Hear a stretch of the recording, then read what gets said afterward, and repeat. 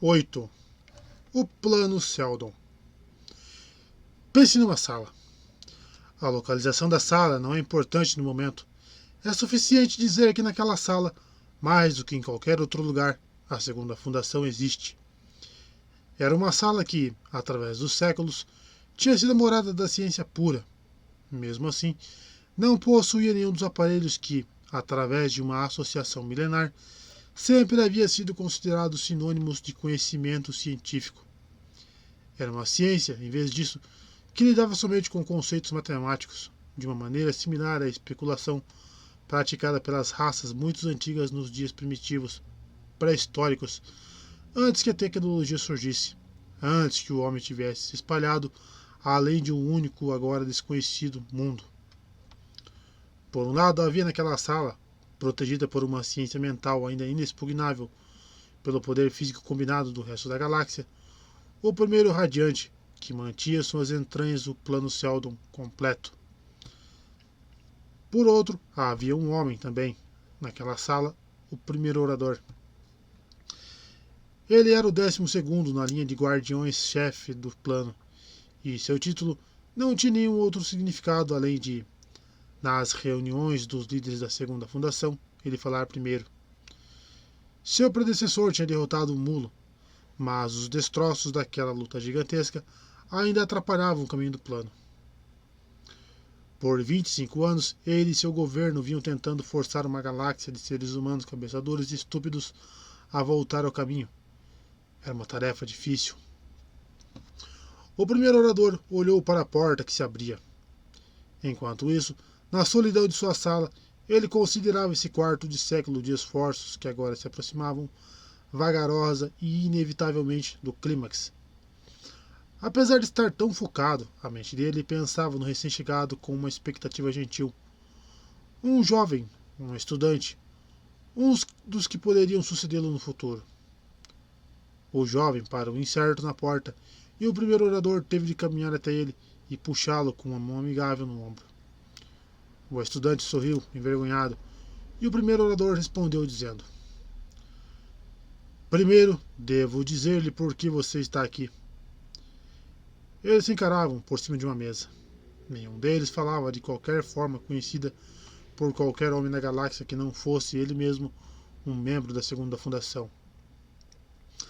A fala, originalmente, era o mecanismo pelo qual o homem aprendia, de modo imperfeito, a transmitir os pensamentos e emoções de sua mente. Ao criar sons arbitrários e combinações de sons para representar certas nuances mentais, ele desenvolveu um método de comunicação, mas um que era tão desajeitado e tão inadequado que degenerou toda a delicadeza da mente em sinais rudes e guturais.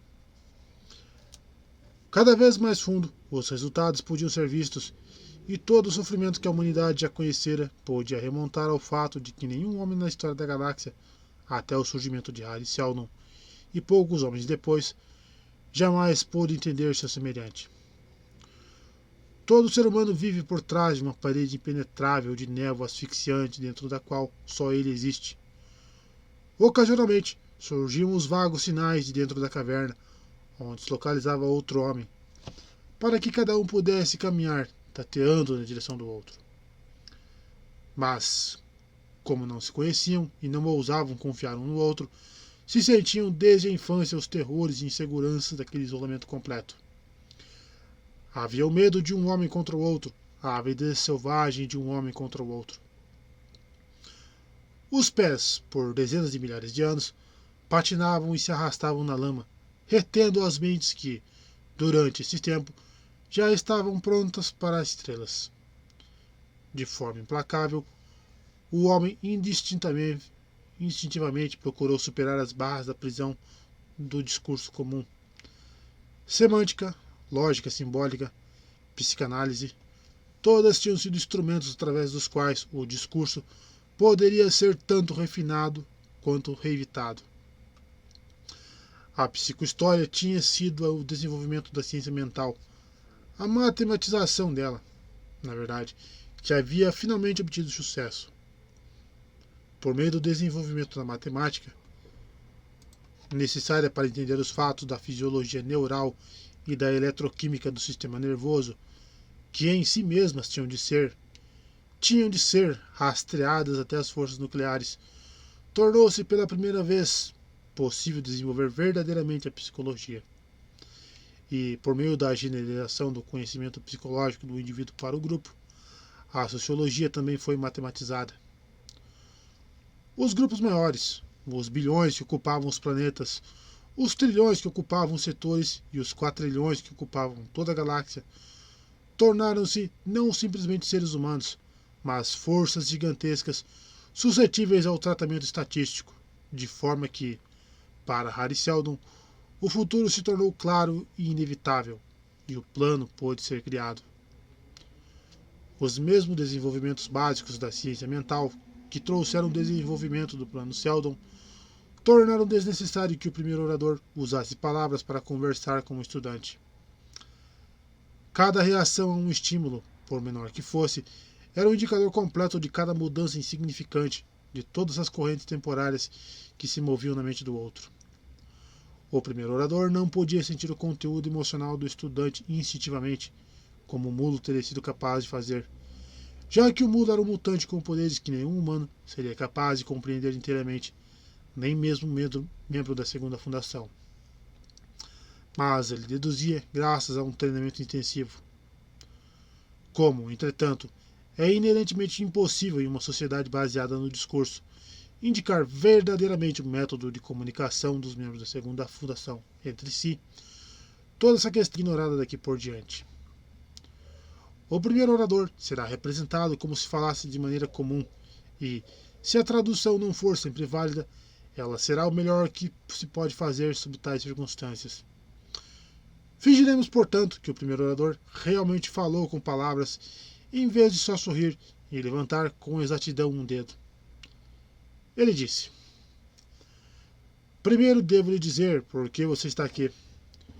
Você estudou muito a ciência mental por toda a vida. Absorveu tudo o que seus professores lhe ensinaram. Está na hora de você, e outros como você, começarem um aprendizado para se tornarem oradores. Houve uma agitação do outro lado da mesa. Não. Agora você deve aceitar isso de forma fleumática. Você teve esperanças de que iria se classificar. Temeu que não conseguisse. Na verdade, tanto esperança quanto medo são fraquezas. Você sabia que se classificaria. E hesitou em admitir o fato porque tal conhecimento poderia marcá-lo como convencido e, portanto, inadequado. Besteira. O homem mais estúpido é o que não sabe o quanto é sábio. É parte da sua qualificação saber que você se classificaria. Descontração do outro lado da mesa. Exatamente. Agora você se sente melhor e sua guarda está baixa. Encontra-se mais capaz de se concentrar e entender. Lembre-se, para ser verdadeiramente eficiente, não é necessário esconder a mente sobre uma barreira controlada que, para uma análise inteligente, é tão informativa quanto uma mentalidade nua. Em vez disso, é melhor cultivar a inocência, uma consciência de si e uma não consciência desinteressada de si, o que leva a não ter nada a esconder. Minha mente está aberta para você, desde que isso seja igual para os dois, ele continuou. Não é fácil ser um orador. Não é fácil ser um psico-historiador, em primeiro lugar. E nem mesmo o melhor psico-historiador necessariamente está qualificado para ser um orador. Há uma diferença aqui. Um orador deve conhecer não só os problemas matemáticos do plano Seldon. Ele deve ter simpatia por ele e por seus fins. Ele deve amar o plano. Para ele, deve ser vida e respiração. Mais do que isso, deve ser como um amigo vivo. Você sabe o que é isso? A mão do primeiro orador passou gentilmente sobre o cubo negro e brilhante que estava no meio da mesa. Ele era completamente liso. Não, orador, não sei. Já ouviu falar no primeiro radiante? Isso? Espanto. Você esperava algo mais nobre e intimidante? Bem, é natural. Ele foi criado nos dias do Império por homens do tempo de Seldon. Por quase 400 anos, serviu a nossos propósitos perfeitamente, sem exigir reparos ou ajustes. E, felizmente, já que ninguém da segunda fundação está qualificado para lidar com ele de forma técnica. Ele sorriu gentilmente. Os da primeira fundação poderiam ser capazes de duplicá-lo, mas nunca devem saber de sua existência, claro. Ele puxou uma alavanca do seu lado da mesa e a sala ficou no escuro, mas só por um momento, já que, aos poucos, as duas grandes paredes da sala começaram a ganhar vida. Primeiro, um branco perolado, contínuo. Depois, um traço de escuro tênue aqui e ali. E, finalmente, as equações impressas em negro, com uma ocasional linha vermelha que ondulava no meio da floresta escura como um estranho canal. Vê, meu rapaz, para a frente da parede. Você não criará nenhuma sombra. Essa luz não irradia do radiante de forma comum. Para dizer a verdade, não tenho nem ideia de como esse efeito é produzido, mas você não criará sombra. Isso posso garantir. Eles se juntaram perto da luz. Cada parede tinha quase 10 metros de comprimento e 3 de altura. Os números eram pequenos e cobriam cada centímetro. Esse não é o plano completo, disse o primeiro orador. Para caber nas duas paredes, as equações individuais deveriam ser reduzidas a um tamanho microscópico, mas isso não é necessário. O que você está vendo representa as principais partes do plano, até agora. Você estudou isso, não? Sim, orador. Reconhece alguma parte? Silêncio. O estudante apontou o dedo e, quando fez isso, a linha das equações caminhou pela parede até que a série de funções nas quais ele tinha pensado dificilmente poderia considerar o gesto rápido e genérico do dedo como suficientemente preciso, ficou ao nível do olho. O primeiro orador riu. Você vai descobrir que o primeiro radiante está afinado com sua mente. Pode esperar mais surpresas do pequeno aparelho. O que você ia dizer sobre a equação que escolheu? Ela, vacilou o estudante, é uma integral hegeliana, usando uma distribuição planetária de uma tendência, indicando a presença de duas classes econômicas centrais sobre o planeta. Ou pode ser um setor, mas um padrão emocional instável. O que isso significa? Representa o limite da tensão, já que temos aqui. Ele apontou e novamente as equações giraram. Uma série convergente. Muito bom, disse o primeiro orador. E diga-me, o que você acha de tudo isso? Uma obra-prima finalizada, não? Exato. Errado, não é? E completou áspero. Esta é a primeira lição que você deve desaprender. O plano Sheldon não está nem completo nem correto. Em vez disso, é meramente o melhor que poderia ter sido feito em seu tempo. Cerca de uma dúzia de gerações de homens estudou essas equações, trabalhou sobre elas, separou-as até o último decimal e as reagrupou. Eles fizeram mais do que isso. Eles assistiram a passagem de 400 anos, checaram as previsões e equações contra a realidade e aprenderam. Aprenderam mais do que Sheldon jamais soube e, se com o conhecimento acumulado dos séculos pudéssemos repetir a obra de Sheldon, faríamos um trabalho muito melhor. Você entende isso? O estudante parecia um pouco chocado. Antes de se tornar um orador, continuou o primeiro orador, você precisa fazer uma contribuição original para o plano. Isso não é uma blasfêmia. Toda marca vermelha que você vê na parede é a contribuição de um homem que viveu desde Sheldon. Onde? Ele olhava para cima. Ali. Toda a parede pareceu girar sobre ele. Isso, ele falou, é meu. Uma linha vermelha marcou, com um círculo, duas flechas de bifurcação e incluiu quase 2 metros quadrados de deduções junto a cada caminho. Entre ambos, havia uma série de equações em vermelho. Não parece, disse o orador, muita coisa. Está num ponto do plano que ainda não alcançaremos por muito tempo, tanto quanto já se passou. Está no período de união, quando o segundo império que virá estiver ameaçado por personalidades rivais que ameaçarão dividi-lo se a luta for muito equilibrada, ou levá-lo à rigidez se for muito desequilibrada. As duas possibilidades são consideradas aqui, seguidas, e o método de evitar as duas indicado. Mas tudo é uma questão de probabilidade e um terceiro caminho pode existir. é uma das possibilidades comparativamente mais baixas, 12,64% para ser exato. Mas mesmo possibilidades menores já aconteceram e o plano só está 40% completo. Essa terceira probabilidade consiste em considerar um possível acordo entre duas ou mais personalidades em conflito. Isso eu mostrei. Primeiro congelaria o Segundo Império em um modelo inútil e então, no final, leva mais danos através de guerras civis do que se um acordo não fosse feito no começo.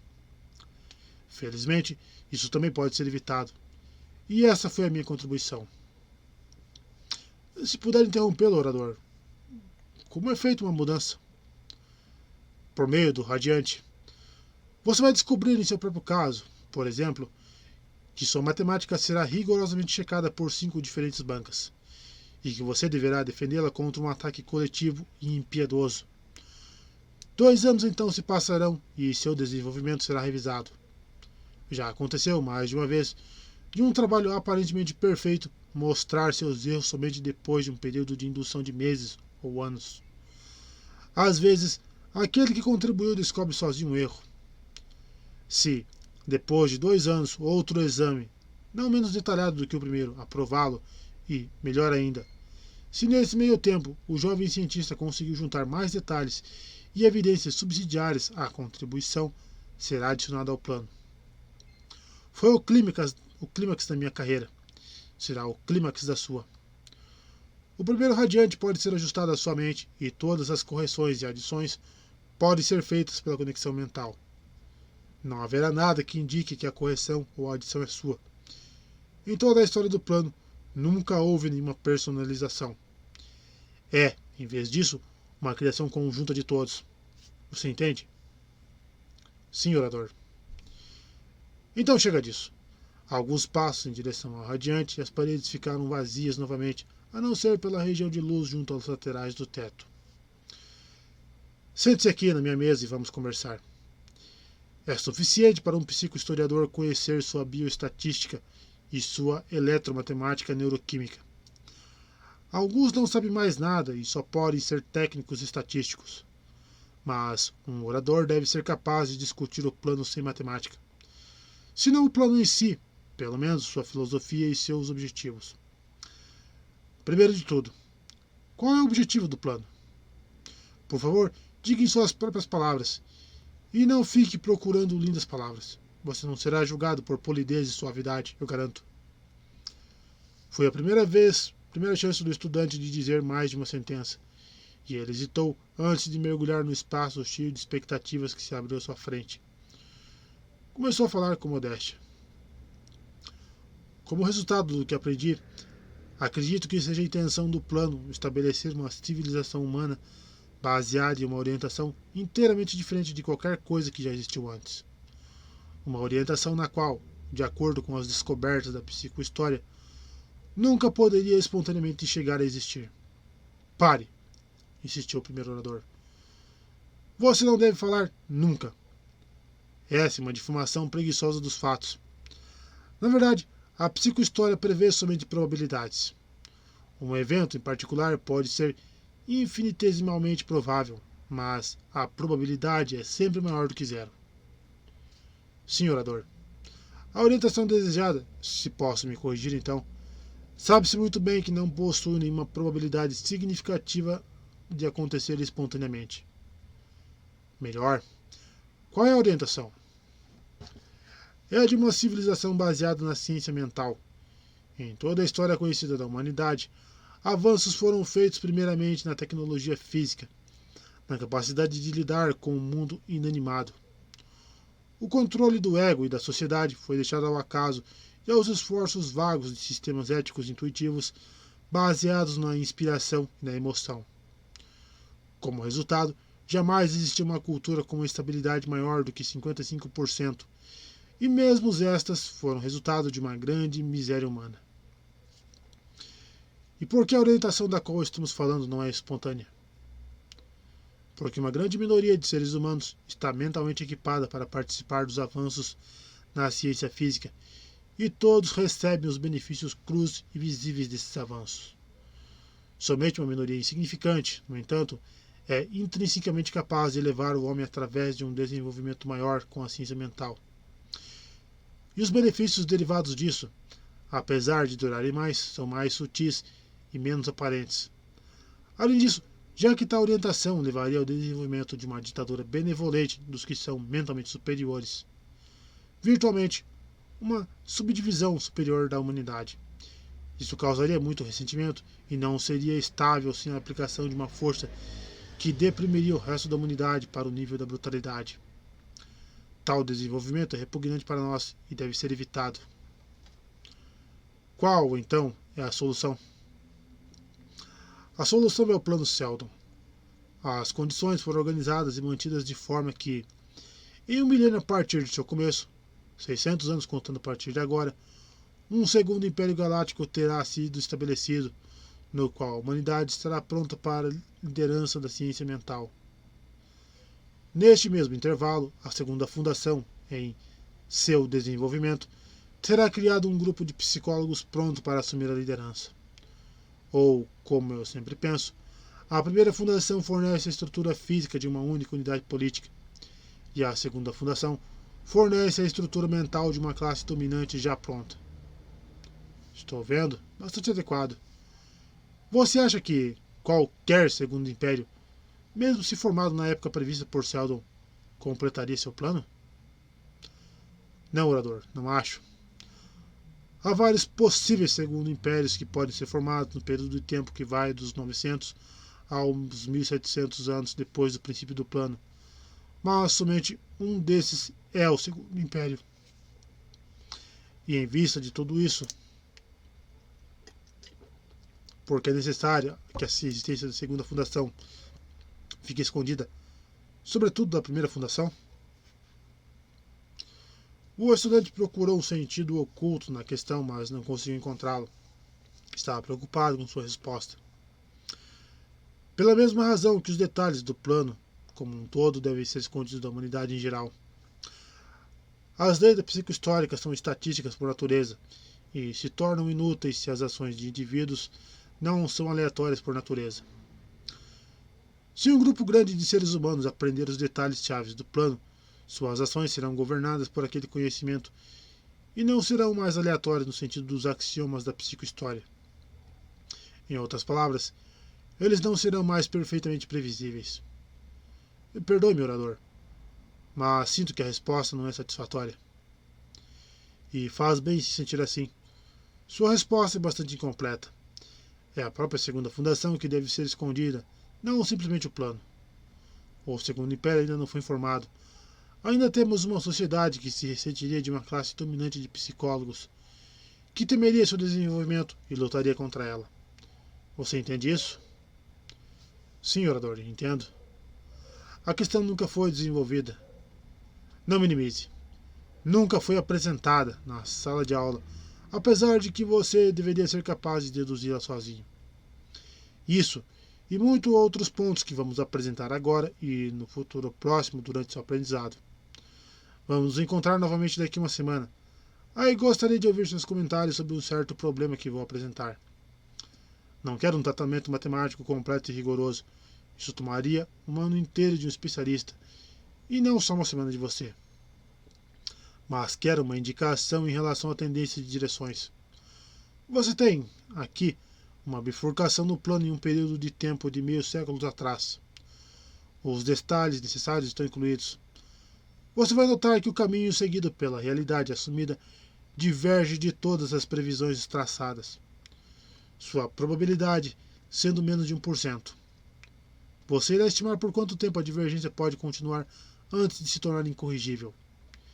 Estime também o fim provável, se não for corrigida, e um método razoável de correção. O estudante mexeu no visor ao acaso e olhou impassivelmente para as passagens mostradas na pequena tela. Por que esse problema em particular, orador? Perguntou. Ele obviamente tem algum outro significado que não um acadêmico. Obrigado, rapaz. Você é tão rápido como esperava. O problema não é uma mera suposição. Quase meio século atrás, o mulo surgiu na história galáctica e, por 10 anos, foi o mais importante fator do universo. Ele não foi previsto, não havia como calculá-lo. Ele distorceu o plano seriamente, mas não fatalmente. Para impedi-lo antes que se tornasse fatal, no entanto, fomos forçados a assumir um papel ativo contra ele. Revelamos nossa existência e, infinitamente pior, uma parte de nosso poder. A primeira fundação sobre nós e suas ações, agora, levam aquele conhecimento em conta. Observe no problema apresentado, aqui e aqui. Naturalmente, você não pode falar disso com ninguém. Houve um silêncio consternado enquanto o estudante começou a entender. Mas então o pronunciado falhou. Ainda não. Ele meramente pôde ter falhado. As probabilidades de sucesso ainda são de 21,4%, segundo o último cálculo.